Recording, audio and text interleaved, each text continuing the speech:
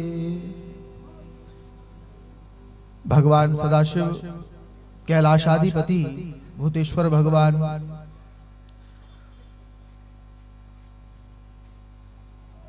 सदाशिव गौरी शंकर भगवान के चरण कमलों में दंडवत प्रणाम करते हुए सद्गुरुदेव भगवान के चरणों में नमन करके आज प्रथम सत्र श्री शिव महापुराण की कथा का हम प्रारंभ करें। सर्वप्रथम श्री शिव महापुराण जो साक्षात भगवान का स्वरूप है, ऐसे भगवान के दिव्य स्वरूप को नमन करते हुए और अपने हृदय को परम पवित्र भगवान नाम के साथ करते हुए आज प्रथम सत्र में हम प्रवेश करें। शास्त्र में कहा कि भाग्योदयन बहुजन्म समर्जितेन, जब व्यक्ति का उदय भाग्य उदय होता है तब जाकर के उस व्यक्ति को ऐसी पवित्र कथा श्रवण करने हेतु, गान करने हेतु, ऐसे कथा का आयोजन करने हेतु प्राप्त होता है। बिन भाग्य के ये संभव नहीं हो सकता। जब भाग्य उदय होगा तब जाकर के ये संभव होगा। तो प्रिय बंधुओं, सर्वप्रथम तो आपसे यही कहूंगा कि आज आप लोगों का यहाँ भाग्य उदय हुआ है कि आप सभी भक्तों को शिवरात्रि के इस पावन पर्व पर श्री शिव महापुराण की पवित्र गाथा श्रवण करने का अवसर प्राप्त हो रहा है। हमारा भी भाग्य उदय हुआ कि शिवरात्रि के इस पावन अवसर पर इस व्यासपीठ पर शिव की कथा कहने का सुअवसर प्राप्त हो रहा है। ये कमेटी के जितने पदाधिकारी हैं, इन सबका भी भाग्य उदय हुआ कि इनको ये श्री शिव महापुराण की पावन कथा आयोजन करने का द्वितीय वर्ष में सुअवसर प्राप्त हुआ। मैं तो ये कहूंगा कि इन भक्तों के जीवन का कोई बड़ा भारी पुण्य है, बड़ा भारी कोई पुण्य है जो आज शिव महापुराण के रूप में इनको प्राप्त हो रहा है।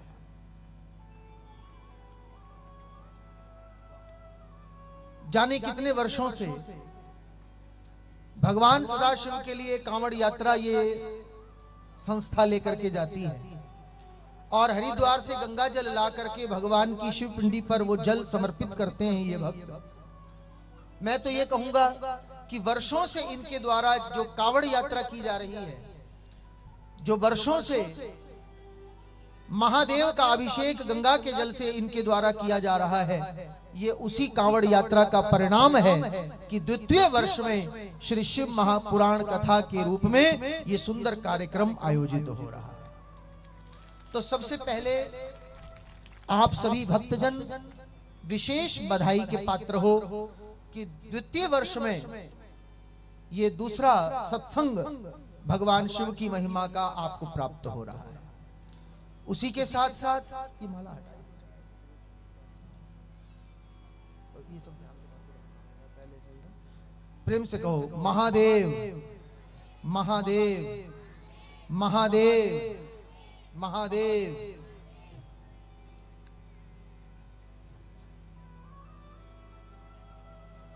बेटा ये साफ कर दो, थोड़ा आनंद लगना चाहिए मुझे, बैठ के लगे मैं कहीं बैठा हूं।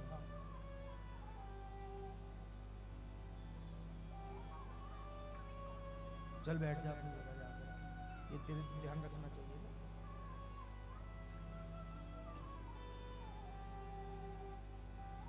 सभी दोनों हाथ उठा करके कहो महादेव महादेव। तो हमारे आपके सभी के ये पुण्य है कि ऐसी पावन पवित्र शिव महापुराण की कथा हमें और आपको प्राप्त हो रही है।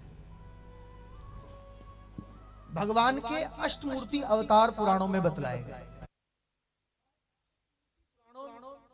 में जो बतलाई गई उसमें एक भगवान का स्वरूप है आत्मा स्वरूप, कि हमारे सभी की भगवान आत्मा भी है। जन जन जो यहां आकर के बैठकर कथा को श्रवण करेगा उन सबकी आत्मा भगवान साक्षात है। कोई व्यक्ति ऐसा विचार कर सकता है कि हम कहीं कथा में जाते हैं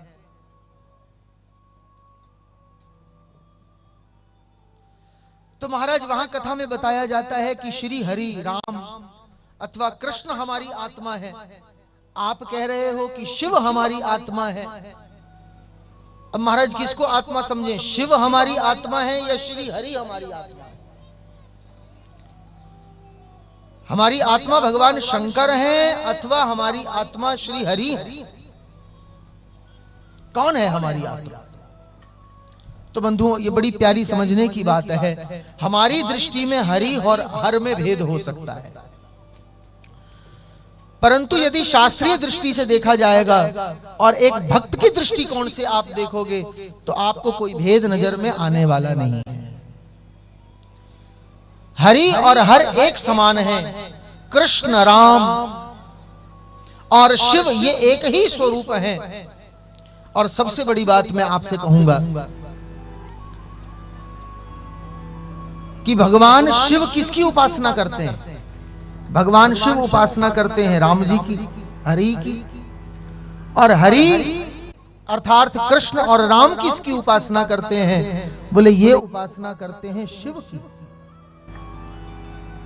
शिव उपासना कर रहे हैं राम की, राम उपासना कर रहे हैं शिव की। और शास्त्र ऐसा कहता है हम जिसकी उपासना करते हैं हमारा स्वरूप वैसा ही बन जाता है। जिसकी हम उपासना करेंगे हमारा रूप वैसा ही बन जाएगा। भगवान शंकर राम की उपासना करते हैं तो राम शिव की आत्मा बन गए, और राम जो है वो बैठ करके शंकर की उपासना करते हैं तो भगवान श्री राम की आत्मा भगवान शंकर बन गए। अब विचार कीजिए भेद कहां रह गया? अगर हम शिव की कथा सुने और हमारी आत्मा शिव रूप हो जाए तो शिव और राम में भेद नहीं। फिर हम ये कहें हमारी आत्मा हरि स्वरूप है या हर स्वरूप है, एक ही अर्थ है, उसमें कोई अंतर नहीं, उसमें कोई भेद नहीं माना जाएगा। भगवान शंकर का रंग कैसा है? भगवान शंकर का जो वर्ण है वो नील वर्ण है, नीला रंग है भगवान का। और भगवान नारायण का वर्ण जो है वो गौर वर्ण है। लेकिन ये एक दूसरे से इतना प्रेम करते हैं कि शंकर सदा राम के ध्यान में रहते हैं और राम सदा शंकर के ध्यान में रहते हैं। बड़े ध्यान से देखो दृश्य। राम रहते हैं शिव के ध्यान में और शिव रहते हैं श्री राम के ध्यान में। इतना ध्यान लगाया, इतना ध्यान लगाया कि राम ने शंकर का ध्यान लगाया तो शिव का जो नील वर्ण था वो राम जी को प्राप्त हो गया। और भगवान शिव ने कैलाश पर बैठ करके विष्णु का इतना ध्यान किया, इतना ध्यान किया कि उनका जो गौर वर्ण था वो भगवान शिव को प्राप्त हो गया। ध्यान लगाने के कारण शंकर बन गए गौर वर्ण और हमारे नारायण श्री हरि बन गए नील वर्ण। एक दूसरे का रंग एक दूसरे के साथ बदल गया। ये आत्मा का स्वभाव है। जब हम किसी का ध्यान लगाते हैं तो उसका स्वरूप, उसकी लीलाएं हमारे भीतर उतरती चली जाती हैं। और आज शंकर ने जब राम का ध्यान लगाया तो राम का रंग इनके हृदय में उतर गया, और राम ने शिव का ध्यान लगाया तो राम का रंग शिव के हृदय में जाकर के विराजमान हुआ। हमारी सबकी आत्मा भगवान साक्षात हैं। बस दुर्भाग्य ये कि हमारा ध्यान लगता नहीं है। राम ने शंकर का ध्यान लगाया तो शंकर का गौर वर्ण मिल गया, नील वर्ण मिल गया इनको। लेकिन हम जब ध्यान लगाने बैठते हैं तो हमारा ध्यान लग नहीं पाता है। एक बार एक व्यक्ति था और वो व्यक्ति बहुत ही साधारण, अनपढ़, बिल्कुल पढ़ा लिखा नहीं था। एक दिवस की बात है, वो अनपढ़ व्यक्ति एक दिवस भेड़ चराने के लिए जंगल में एक मार्ग से निकल रहा था तो एक संत इसको मिल गए और इसने संत के जाकर के चरण पकड़ लिए और रो करके संत महापुरुषों से बोला, बोले गुरुदेव मैं इस मार्ग से रोज जाता हूं और मेरी एक इच्छा होती है कोई एक संत मिल जाए, कोई मुझे गुरु मिल जाए जो मेरा मार्गदर्शन कर दे, पर आज तक कोई संत मिले नहीं। आज पहली बार आप जैसे महान विभूति का मुझे दर्शन हुआ है। हे गुरुदेव मैं तो गदगद हो गया आपको पा करके। प्रणाम किया और फिर कहा महाराज ऐसा कोई मार्ग बतलाओ कि जिसको करने से भगवान शंकर की मुझे प्राप्ति हो जाए। तब संतों को बड़ा अच्छा लगा, क्योंकि संत आपके मुख से क्या सुनना चाहते हैं? आपके मन में प्रभु प्राप्ति की इच्छा होना, कथा श्रवण की इच्छा होना, कोई तीर्थ यात्रा करने की इच्छा होना, ये भगवान को प्यारा लगता है। आज संत गदगद हो गए, सुन करके प्रसन्न हो गए। संत ने कहा कि तुझे ये मार्ग बतलाया तो बतलाया किसने? तू पढ़ा लिखा तो जानकारी में आता नहीं, देखने पर तो ऐसा लगता है जैसे तू अनपढ़ है। बोले महाराज ये बात सत्य है, मैं पढ़ा लिखा नहीं हूं, पर गांव वालों से जब जब मैं पूछता हूं ना कि मेरे कल्याण का कोई मार्ग बताओ, ऐसा कोई रास्ता बताओ जिससे मुझे मेरे नारायण का दर्शन हो जाए, मेरे भोलेनाथ का दर्शन हो जाए, तो वो गांव वाले एक ही बात कहते हैं। वो गांव वाले हमसे कहते हैं कि महाराज कोई संत जब मिले ना तो उनसे यही पूछना कि कैसे मैं अपने गुरु का दर्शन कर सकता हूं, कैसे मैं अपने इष्ट भोलेनाथ का दर्शन कर सकता हूं। तो आज संत ने अपने पास बिठा लिया और संत ने इसको कहा कि तू पंचाक्षरी मंत्र जपा कर। इसने हाथ जोड़े, बोले गुरुजी पंचाक्षरी मंत्र मुझे जपना नहीं आता। बोले चल तू कोई नियम बना ले, कोई भी नियम बना ले कि तू दिन भर में प्रातः सायं दीपक जला करके भगवान शिव का दर्शन करेगा, प्रातः सायं जा करके मंदिर में शिव के ऊपर अभिषेक करेगा, कोई भी तू नियम बना ले। तो ये बोला कि महाराज अनपढ़ हूं तो मंत्र जप नहीं सकता, और महाराज ये भेड़ों की बहुत देखभाल मुझे करनी पड़ती है, 2-2 3-3 दिन बीत जाते हैं, मैं अपने घर नहीं जा पाता। 3-4 दिन के बाद घर जाता हूं तो स्नान करता हूं, और 3-4 दिन तक घर नहीं गया, स्नान भी नहीं किया, तो फिर महाराज मंदिर कहां जाऊंगा? मंदिर तो कभी जा ही नहीं पाता हूं मैं। तो मंत्र यूं नहीं जप सकता कि मैं पढ़ा लिखा नहीं हूं। और महाराज जी नियम इसलिए नहीं कर सकता कि मैं घर से बहुत दूर हूं, नियम बनाना और उसको निभाना बड़ा कठिन हो जाएगा। तो संत ने कहा फिर ऐसा तुझे क्या बताएं कि तुझे भगवान शंकर मिल जाए? तो संत ने बहुत विचार किया और विचार करके कहा कि तू भोजन तो करता है या नहीं करता? बोले भोजन तो महाराज 2 समय बैठ के करता हूं। मेरी पत्नी गांव से आती है और जंगल में मुझे आकर के पोटली जो भोजन प्रसादी है उसकी दे जाती है, और वही भोजन प्रसाद मैं पाता हूं। बस संत ने कहा बेटा तू इतना काम कर लेना, तू माला नहीं जप सकता क्योंकि अनपढ़ है, तेरी यादाश्त नहीं, तुझे उतना ज्ञान नहीं मंत्रों का, तू नियम नहीं कर सकता क्योंकि नहाए नहाए कई दिन बीत जाते हैं, 2 दिन बीत गए, 4 दिन बीत गए, तू नहा नहीं पाता है। बस तू एक काम किया कर, जब तू भोजन करता है तो भोजन करने से पहले भगवान शंकर से कहा कर हे प्रभु आप आओ, आकर के भोग लगा। बस इतना कर लिया, भगवान को भोग लगा करके तू प्रसाद पा लिया कर। आज इसकी पत्नी जंगल में इसको आकर के भोजन प्रसादी वो टिफिन लेकर के आ गई। पत्नी ने आकर के टिफिन दिया, लो महाराज भोजन पाओ। आज पत्नी से बोला अभी मेरा मन नहीं है, तू जा, मैं बाद में भोजन कर लूंगा। और जब इसकी पत्नी चली गई तो इस चरवाहे ने क्या किया, अपने उस प्रसाद जो टिफिन था उसको खोला और थाली में सब भोजन सजा करके बैठ गया। भोले बाबा को बुलाया, महाराज जी आओ, आकर के भोग लगाओ। अब संत का तो भाव इतना था कि तू भोजन करने से पहले एक बार बोल दिया कर कि प्रभु आइए भोग लगाइए, लेकिन इसने तो उस बात को बिल्कुल हृदय में धारण कर लिया कि भगवान जब तक खाएंगे नहीं तब तक मैं भोजन नहीं पाऊंगा। 1 घंटा 2 घंटे बुलाता रहा, प्रभु आइए आकर के भोग लगाइए, आइए भोलेनाथ आकर के भोग लगाइए, हे महादेव आ जाइए आकर के भोग लगाइए। 2-3 घंटे बीत गए, पुकारते भगवान नहीं आए। समय हो गया पत्नी के आने का, सोचा पत्नी प्रश्नोत्तरी करेगी तो बेहतर नहीं, जो भोजन का पत्तल था वो समेटा और जाके नदी में छोड़ दिया। बोले जब भगवान ने भोग नहीं लगाया तो मैं काहे खाऊंगा। अब पत्नी ने रात का भोजन दिया, रात्रि फिर वैसे ही इसने नियम से भोजन सजाया, सब पत्तल में भोजन सजा के बैठ गया। हे महादेव आ जाओ भोजन पा जाओ, हे भोलेनाथ आ जाओ भोजन पा जाओ, हे भोलेनाथ आ जाओ आ जाओ। फिर रात्रि बहुत समय बीत गया, भगवान शंकर नहीं आए। अब संत ने तो यही कहा था बस प्रभु को एक बार कहना, वही भाव समर्पित करना और फिर तू पा लेना, लेकिन ये बड़ा भोला था, सरल था। तो इसने देखा 2-3 घंटे रात्रि भी बुलाया नहीं आए, फिर पत्तल समेटी नदी में जाकर के छोड़ दिया। और प्यारे बंधुओं, करते करते करते 15 दिन बीत गए। अब जो व्यक्ति 15 दिन कुछ खाएगा पिएगा नहीं, उसकी स्थिति कैसी हो जाएगी, विचार करो। अब शरीर में जान नहीं थी। आज 15वां दिन था और आज 15वें दिन इसने पत्नी के द्वारा लाए गए भोजन को पत्तल में सजाया और पत्तल में सजा करके भगवान को फिर बुलाया। भोलेनाथ, आज तो आ जाओ। हे महादेव, हे शंकर भंडारी, आप तो भोले हो।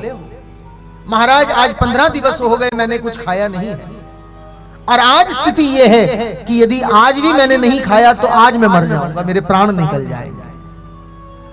और सत्य जानना, सत्य घटना है बंधुओं, आज जब उस भक्त ने उस भोजन की थाली को सामने रखा, प्रभु को बुलाया और प्रभु नहीं आए, तो स्थिति यह हो गई कि वहीं बैठा बैठा नीचे गिर पड़ा। और जैसे ही धरती पर गिरा, भोलेनाथ से एक बार गिरते ही कह दिया, प्रभु अब मैं दुनिया से जाने वाला हूं, एक बार तो आ जाओ। इतना कहते इसकी आंखें बंद हुई, नेत्रों की जो ज्योति थी वो धुंधला गई, आगे धुंधला धुंधला दिख रहा था। तो इसने देखा क्या कि इसी की आत्मा से सदाशिव महेश्वर भगवान प्रकट हो गए। और भगवान सदाशिव महेश्वर प्रकट हुए। प्रकट होकर के भगवान ने इसको दर्शन दिया। प्रभु मेरे प्यारे, वाह, इस जगत का प्राणी केवल दिखाता है और तू खिलाने के लिए इतना आतुर हो गया कि 15 दिन मैंने नहीं खाया तो तू भी भूखा रहा। तो आज भगवान ने इसे अपने हाथों से भोजन खिलाया और उस समय भगवान ने अपनी वाणी से यह बात कही कि मैं जन जन की आत्मा हूं। मेरी तुम्हारी सबकी आत्मा कौन है? बोलो ना। वो महादेव भगवान शंकर हमारी सबकी आत्मा है। मेरी भी आत्मा वो है, तुम्हारी भी आत्मा वो है। दुर्भाग्य ये है कि हमने जतन नहीं किया कि हमारे भीतर से वो महादेव प्रकट होकर के बाहर आ जाए। इस चरवाहे ने वो जतन किया, प्रयास किया और भगवान को सच्ची निष्ठा से भोग लगाने के भाव से समर्पित हुआ, तो इसकी आत्मा से भगवान प्रकट हो गए। ये मैंने इसलिए कथा कही आपसे कि जो व्यक्ति शिव महापुराण की कथा को श्रवण करता है उसकी आत्मा साक्षात भगवान शंकर का स्वरूप ले जाती है, वो शिव रूप हो जाता है। शरीर नहीं, आत्मा शिव बन जाती है और उस शिव के अंदर श्री हरि आकर के विद्यमान हो जाते हैं। कितना अहोभाग्य होता है, आप विचार कीजिए।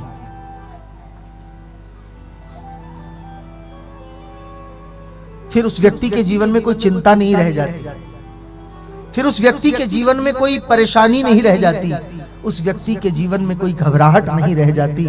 बस वो कहता है तो केवल यही कहता है, हमारे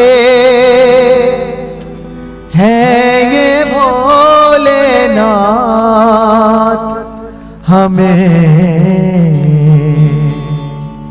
किस बात की चिंता, हमें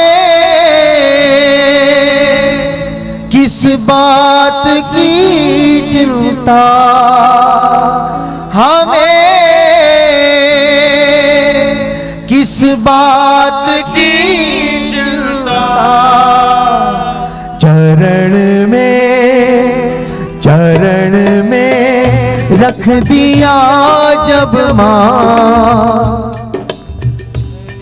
चरण में रख दिया जब माँ, हमें किस बात की चिंता, हमारे हैं ये भोलेनाथ, हमें किस बात की चिंता, हमें किस बात की चिंता, हमें किस बात की चिंता, हमें किस बात की चिंता, हमें किस बात की चिंता, हमारे है ये भोलेनाथ, हमें किस बात की चिंता, हमारे हैं ये भोलेनाथ, हमें किस बात की चिंता।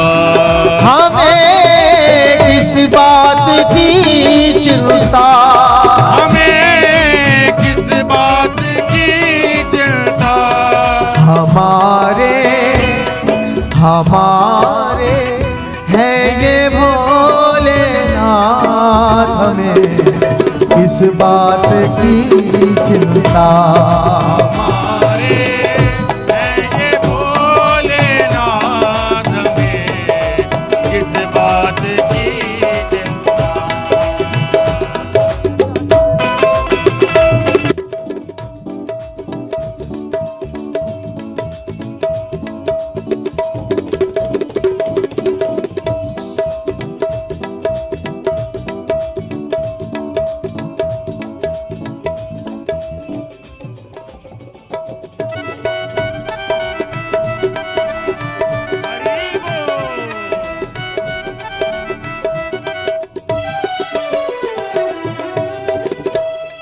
ना खाने की ना पीने की ना मरने की ना जीने की।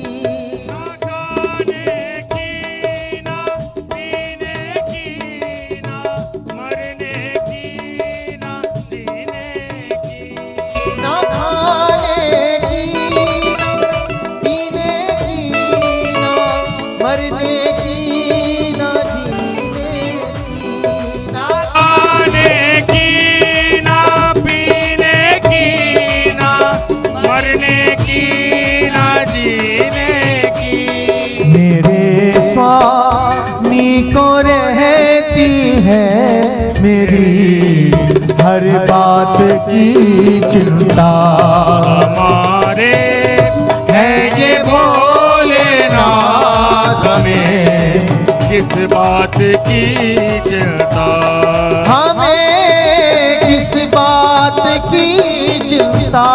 हमें किस बात की चिंता।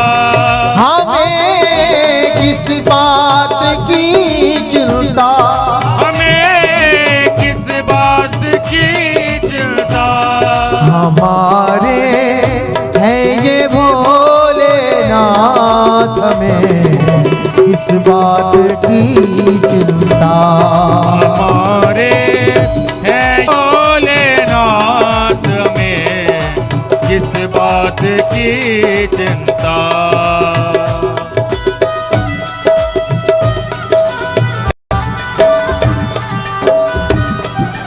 बोले शंकर भगवान की क्या हो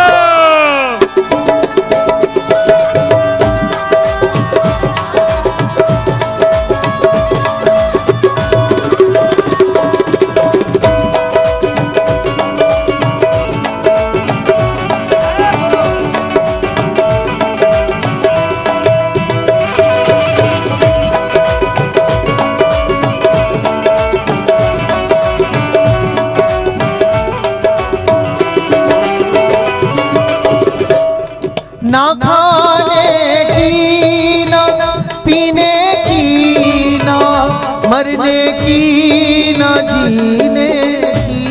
ना खाने की, ना पीने की, ना मरने की, ना जीने की।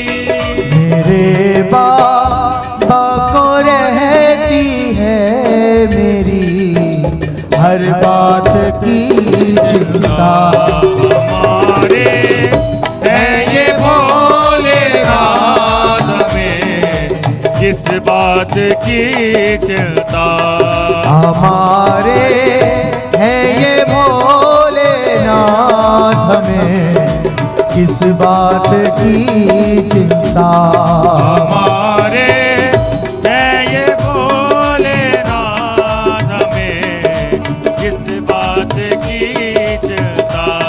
हमारे है ये भोलेनाथ, हमें किस बात की चिंता। हमारे है ये भोलेनाथ, हमें किस बात की चिंता। हमारे है ये भोलेनाथ, हमें किस बात की चिंता। हमारे है ये भोलेनाथ, हमें किस बात की चिंता।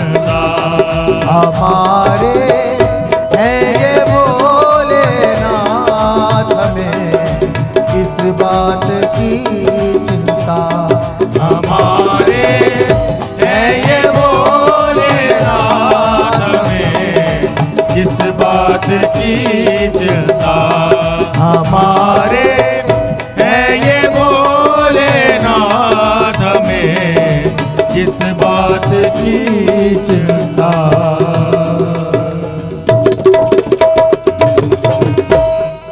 बोलो शंकर भगवान की जय, बोलो उमापति महादेव की जय, हर हर महादेव।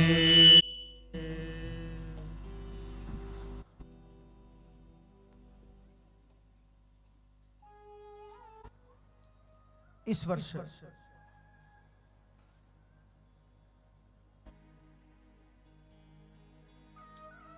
श्री शिव महापुराण की कथा जो दूसरी बार पूर्णतः संगीतमयी आप लोगों के मध्य मानो प्रकट हुई है। और पिछली बार जब आपने कथा सुनी थी तो 7 दिन कथा चली थी। इस वर्ष जो कार्यक्रम है वो 9 दिवसीय कथा का कार्यक्रम है। 9 दिन कथा आप लोग श्रवण करोगे और फिर शिवरात्रि का उत्सव जो 11 निर्धन कन्याओं के विवाह के रूप में इस संस्था के द्वारा बहुत सुंदर ढंग से शिवरात्रि के दिवस में आयोजित किया जाएगा। महीनों के अथक प्रयास इनके और वो अथक प्रयास सफल होते हैं तब जाकर के ऐसी कथाएं प्राप्त होती हैं। तो समस्त कमेटी के पदाधिकारी बहुत धन्य हैं, भाग्यशाली हैं। आप सभी श्रोताजन भक्तवृंद सभी बहुत धन्य और भाग्यशाली हैं कि आपको ये पवित्र कथा श्रवण के लिए प्राप्त हो रही है। क्योंकि बुद्धिमान व्यक्ति ही इस कथा को सुनने का भाव मन में लेकर के बैठता है। अल्प बुद्धि वाला व्यक्ति इस कथा को सुनने के लिए नहीं आएगा। जिसकी बुद्धि विवेक जागृत हो जाएगा वो ऐसी पावन पवित्र कथा को सुनेगा। और जब वो कथा को सुनेगा तो क्या होगा? जब कथा सुनने के लिए आया था तो केवल एक आत्मा था, लेकिन जब कथा को सुन लिया तो वो पुण्य आत्मा बन जाएगा। लेकिन कौन? जो बुद्धिमान व्यक्ति होगा, जो विवेकशील होगा। विवेकहीन व्यक्ति, बुद्धिहीन व्यक्ति, उसे संसार की चीजें अच्छी लगेंगी लेकिन उसको भगवान का ये पावन नाम नहीं भाएगा। और जो बुद्धिमान व्यक्ति होगा वो इन कथाओं में आकर के कथाओं को श्रवण करेगा। शिव महापुराण की कथा को श्रवण करने वाला व्यक्ति, देखो महिमा कितनी भारी है। शिव महापुराण की जो व्यक्ति कथा श्रवण करेगा वो शिव के पद को प्राप्त कर जाएगा। और जो शिव की कथा श्रवण करने के साथ साथ शिव महापुराण की पूजा करेगा। जैसे आप देखते हो कमेटी के पदाधिकारी पुराण का पूजन करते हैं। जब हम व्यासपीठ पर आते हैं तो पहले पुराण का पूजन करते हैं, नमन करते हैं। तो जो व्यक्ति पुराण को पूजन करेगा भगवान शंकर में और उसमें कोई भेद नहीं रह जाएगा। तो शायद मैंने पिछले वर्ष भी कहा हो, अपने घर में ऐसे पुराणों को स्थापित कीजिए, क्योंकि जब आप पुराण को प्रणाम करते हो तो उस पुराण के जो देवता हैं, प्रणाम करने मात्र से क्या होगा? बोले वो अपना रूप और अपना तेज तुम्हें प्रदान कर देंगे। तो आप शिव पद को प्राप्त करते हैं जब आप अपने विवेक को जागृत करके ऐसी कथाओं को श्रवण करने के लिए आ जाते हैं। इस जगत में व्यक्ति क्या चाह रहा है? अर्थ मिल जाए, धन धान्य मिल जाए, मकान महल मुनारे हो जाएं, सर्व मनोकामना पूरी हो जाए। लेकिन शिव महापुराण को जो बैठ करके श्रद्धा से श्रवण कर लेगा एक आसन पर, एक आसन मैंने कि आप जिस जगह आज आकर के बैठे कल भी आप आकर के अपना स्थान ले लें। और दूसरा एक आसन का अर्थ क्या? कि जब चौकड़ी लगा करके बैठ गए तो फिर उठे नहीं जब तक कथा विराम नहीं हुई। एक आसन पर बैठ गए। अब ऐसा तो नहीं होता कि हम आपको कथा सुना रहे हो बीच बीच में उठ के जाते रहें फिर आकर बैठते रहें। अगर हम बीच में उठेंगे तो इसका मतलब हमने एक आसन पर कथा नहीं सुनाई। और अगर हम एक ही जगह बैठे रहे और 9 दिन बैठ करके आपके साथ बात करते रहे, कथा सुनाते रहे, तो कहा जाएगा हमने एक आसन पर कथा सुनाई। तो ऐसे ही आप लोग यदि 3-4 घंटे जो कथा का सत्र होगा वो एक अपनी सुविधा अनुसार आसन लगा लीजिए।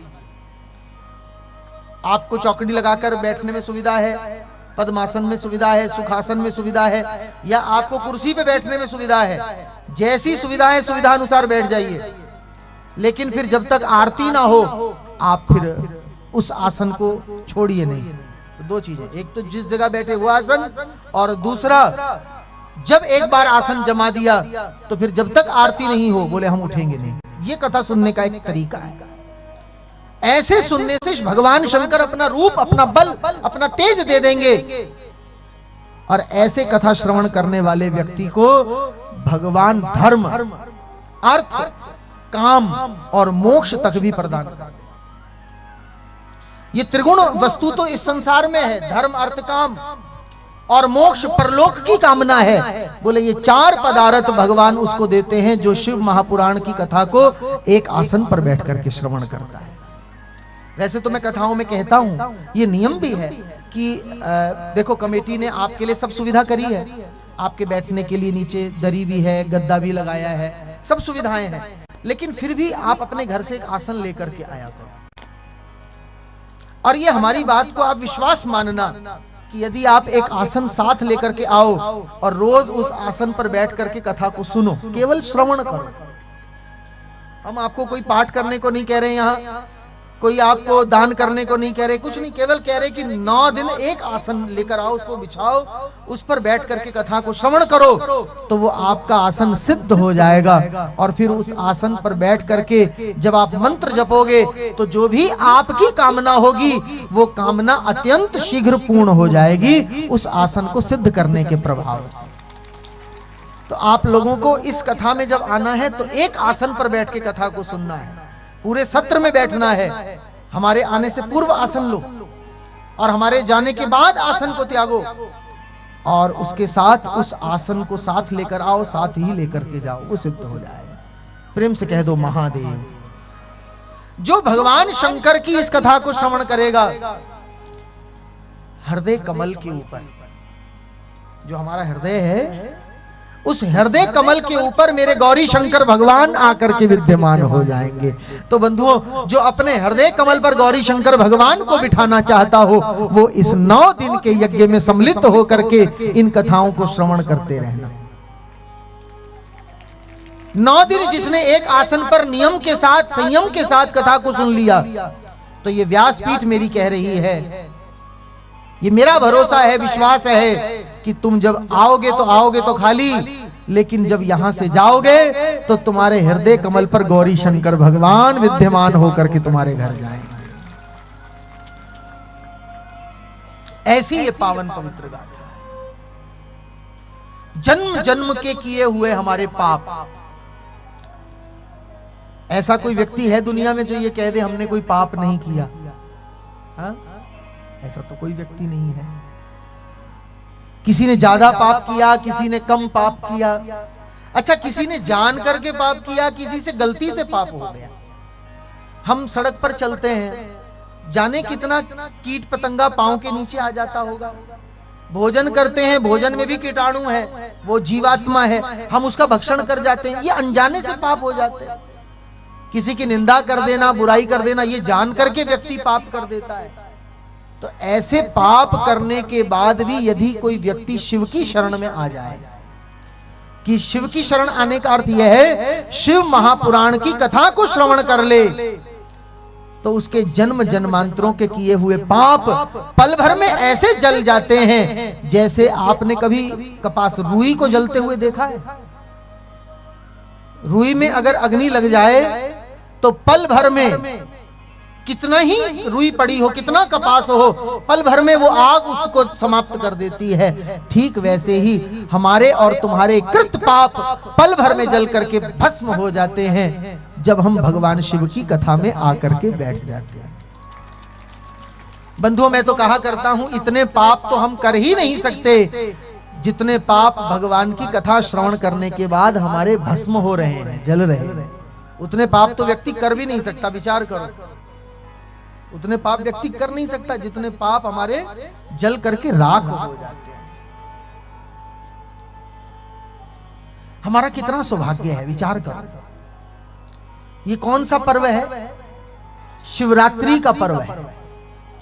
और उस शिवरात्रि को हम मानो 11 दिन के यज्ञ के रूप में मना रहे हैं।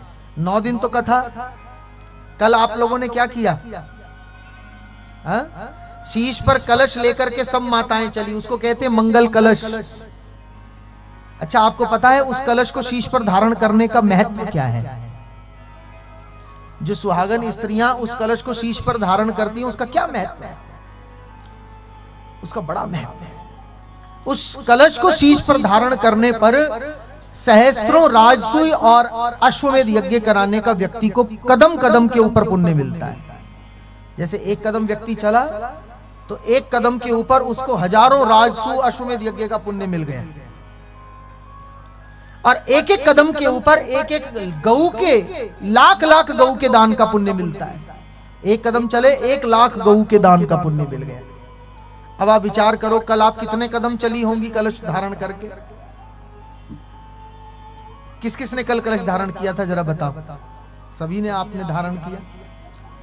तो एक एक कदम के ऊपर आपको 1-1 लाख गऊ के दान का पुण्य मिल गया। हिसाब जोड़ो जरा, ये कमेटी वालों का कितना बड़ा उपकार तुम्हारे ऊपर है। ओम महादेव कांवड़ सेवा जो ये दल है, ये संस्थान कितनी महान कार्य आपके लिए किया कि आपको एक एक कदम पर कितना महान पुण्य प्राप्त हुआ। एक बार अपने लिए जरा जोरदार ताली बजा दो। कल हमने देखा कि सब भाई बंधु शिव महापुराण को शीश पर धारण करके चल रहे थे। युवान भी, बुजुर्ग भी, छोटे बाल गोपाल भी, एक उत्साह था। शीश पर धारण किए, खूब नाच भी रहे थे, गा भी रहे थे। मैं कहता हूं शिव पुराण को तो शीश पर धारण करना चाहिए, और शिव पुराण में लिखे हुए वाक्यों को अपने हृदय में धारण करना चाहिए। और जो व्यक्ति शिव महापुराण के उन वाक्यों को अपने हृदय में धारण कर लेता है, उसके जीवन में कभी भगवान उससे विमुख नहीं होते, प्रभु कभी उससे दूर नहीं जाते। पापों का शमन करने वाला ये सदपुराण प्रमाण मिल रहा है महात्म्य। हम कोई भी ग्रंथ पढ़ते हैं तो सबसे पहले क्या आता है? महात्म्य। क्या सुनाया जाता है? महात्म्य का क्या मतलब है? महात्म्य का अर्थ यह है कि हम इस पुराण को श्रवण क्यों करें, इसको श्रवण करने से हमें क्या मिलेगा, इसको हम श्रवण क्यों करें। और फिर आप और हम लोग कौन से युग में जी रहे हैं? कलयुग में जी रहे हैं। कलयुगी प्राणी का तो स्वभाव ही स्वार्थी है, लालची है। व्यक्ति सोचता है कहीं फायदा हो तो जाएं, 4 पैसे का फायदा नहीं तो जाकर के करेंगे क्या। तो वेद व्यास जी ने पुराणों के भीतर कथा प्रारंभ करने से पहले ही कह दिया महात्म्य, और उस महात्म्य में बतलाया कि तुम कथा श्रवण क्यों करो, और इस कथा के श्रवण से तुम्हें फायदा क्या होगा, लाभ क्या होगा। तो यह महात्म्य में बतलाया जा रहा है कि पापों को शमन करने वाला, पूर्णतः जला करके राख कर देने वाला ये सिद्ध महापुराण है। एक ब्राह्मण था, जिस ब्राह्मण का नाम था देवराज, और वो देवराज ब्राह्मण नाम से ब्राह्मण था, जाति से ब्राह्मण था, लेकिन उसका जो स्वभाव था वो ब्रह्म कार्यों से पूर्णतः विमुख था। ये ब्राह्मण बड़ा महापापी था। ना तो इसके जीवन में कोई संध्या थी, ना इसके जीवन में कोई स्नान का महत्व था, ना कभी गुरु द्वारा दिए गए मंत्र को जाप करता था, और ना ही कभी ये कोई दान करता था, कथा सुनाता सुनता था। शुभ कर्म तो करता नहीं था, बल्कि करता क्या था? बोले ये जाए और ब्राह्मण, वैश्य, क्षत्रिय और शूद्र चारों वर्णों के लोगों को ठगे। किसी को किसी रूप में ठग ले, किसी को किसी रूप में ठग ले, और उनका पैसा ठग करके अपने घर चला जाए। बाद में जब पता चले व्यक्ति रोते रहे, लेकिन बाद में कोई क्या बिगाड़ सके। जीवन में बहुत पाप किए, जुआ भी खेला, मदिरा पान भी किया, और नाना प्रकार से जाकर के स्त्रियों के साथ दुर्व्यवहार किए। कहने का भाव ये कि इस ब्राह्मण में ब्राह्मणत्व था ही नहीं। ब्राह्मणत्व से शून्य ये ब्राह्मण देवराज अपने जीवन को पाप और बुराइयों में, अधर्म में व्यतीत कर रहा था। समय इसके जीवन का बीत रहा था। एक दिन की बात है, ये घूमता घूमता अपने किरात नगर से निकल करके प्रयागराज में आ गया। और जैसे ही ये प्रयागराज में आया तो प्रयाग में आते ही इसकी थोड़ी मनोदशा बदल गई। तीर्थ की बड़ी महिमा होती है। प्रेम से कहो महादेव, जोर से कहो महादेव। तीर्थ की बड़ी महिमा होती है। हम जब किसी तीर्थ में जाते हैं तो उस तीर्थ में जाने से क्या हमें प्राप्त होता है? जैसे ही हम तीर्थ में जाएंगे तो हमारे मन के विचार शुद्ध हो जाएंगे। एक दृष्टांत से समझना, एक बार एक व्यक्ति तीर्थ करने के लिए जा रहा था। तो जब वो घर से तीर्थ करने के लिए चला तो उसके पास बहुत सारा धन था, और वो धन लेकर के जब चला तो कुछ चोरों को इस बात का पता चल गया और वो चोर उसके पीछे पीछे चल पड़े। और वो चोर उसके पीछे पीछे जब चलने लगे तो इनकी दृष्टि किस तरफ थी? क्योंकि तीर्थ की ओर जा रहे हैं तो इनकी नजर कहां है? तीर्थ की ओर है। तीर्थ की ओर दृष्टि होने के कारण इनको अवसर नहीं मिला कि उस सेठ का ये धन चुरा सके। बहुत प्रयास किए लेकिन धन चुरा नहीं पाए, और बहुत प्रयास करने के बाद भी जब ये धन नहीं चुरा पाए तो चलते चलते पीछा करते करते ये तीर्थ में ही आ गए। अब ये चोर जब तीर्थ में आए तो अब इनको अवसर मिला कि ये यहां पर इस सेठ का खजाना लूट सकते थे। लेकिन तीर्थ की ऐसी महिमा इनके विचार बदल गए, और मन के विचार इतने शुद्ध हो गए, इतने शुद्ध हो गए कि अवसर भी मिला तो भी इन्होंने वहां सेठ के यहां धन चुराया नहीं, बल्कि वो धन उठा करके सेठ को ही लौटा दिया। और सेठ से कहने लगे, महाराज आपकी कृपा हो गई, हम तो चोरी के भाव से आपके पीछे पीछे आए थे, लेकिन आप हमें तीर्थ में क्या ले आए, हमारा तो जीवन ही बदल गया।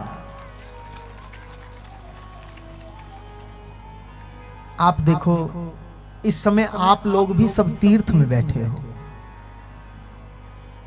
कितना महत्व शिवरात्रि का पर्व, शिव महापुराण की कथा, और कहां पर? बाबा अमरनाथ के पावन सानिध्य में।